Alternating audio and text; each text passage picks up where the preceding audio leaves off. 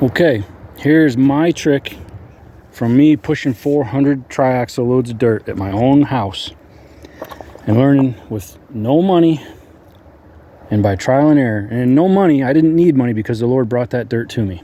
I needed the dirt. I could not buy a single load of it, but my cup runneth over. I just lost my ability to even come up with the words because he's bigger than words.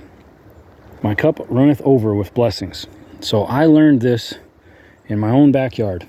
If you need water flow to do funky things, the only way you're going to be able to do it is to sit in the mud with a shovel, one scoop at a time, and make the water do what it needs to. So I just dropped off these plops of clay.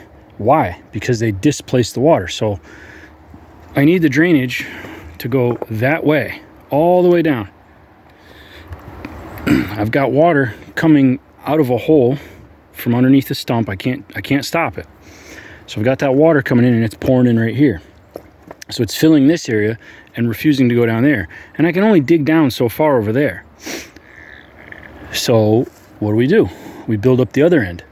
You don't wait for it to get dry and then put your faith in strings and levels and lasers. You wait for it to be soaking wet, flooded, and then you go and you play in the mud. You plop that dirt in the mud. The water line never lies. Okay, what is a level? What is a spirit level? It's a bubble floating in a tube full of water.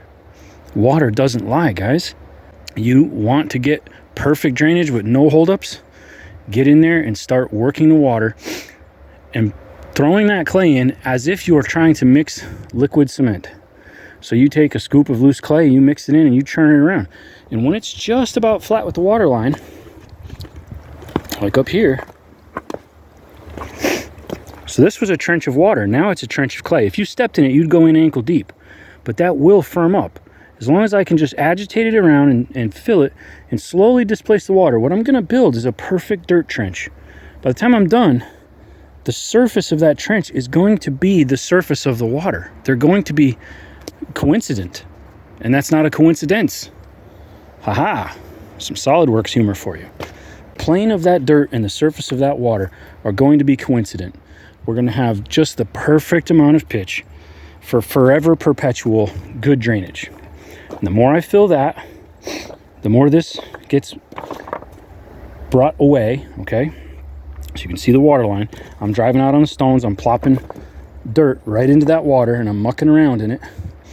And I'm also creating a swale effect where the rainwater that does come down here cannot enter underneath the future building. It can't, because it's going to hit an impermeable dirt slope. Water goes downhill, not uphill. So, I mean, yeah, it'll go uphill if you have tremendous quantities of it, but it's going to go up the smallest hill available. So if there's a 4-degree slope here and a 1-degree slope there, it's going to take the 1 degree. This job's not going to do itself, so I better get off of here and quit worrying about teaching you and getting this done so I can pay my electric bill, because it's about to get cut off. Got our drainage done. I mean, if I step in that, I'll sink right in, but this has all been displaced.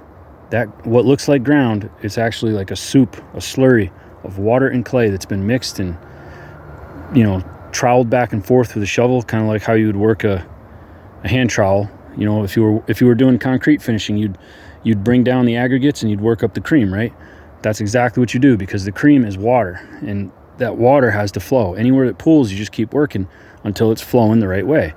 And it's barely going to move. It's just going to ease along. You don't want it going fast. It's just going to ease along and go the right direction. So in this case, it goes down around the bend, and right now it's pooling up over there because that whole area down there has got to get pushed up. And like this pile that's windrowed, it's dry, but everything in the ground is filled because the water's just been collecting and percolating, infiltrating down in. So if I was to peel off the surface, we would get down to the slop. Even though the surface looks dry in some spots, if I peel it off, down beneath it would be all goop. So I have to peel up the cap and either peel out the goop, push it up, windrow the goop, and then backfill with the dry stuff, or I have to just expose the goop and let it dry. But we really can't do that until summer, spring, well into spring. You know, this is early spring. You know, we haven't leafed out yet. We're in a beautiful work weather, but it's not hot yet. And, you know, spring rains are not past us. When we get into summer, we'll go to a borderline drought conditions, and all of this moisture will just be pulling up to the top, because remember, wet wicks into dry.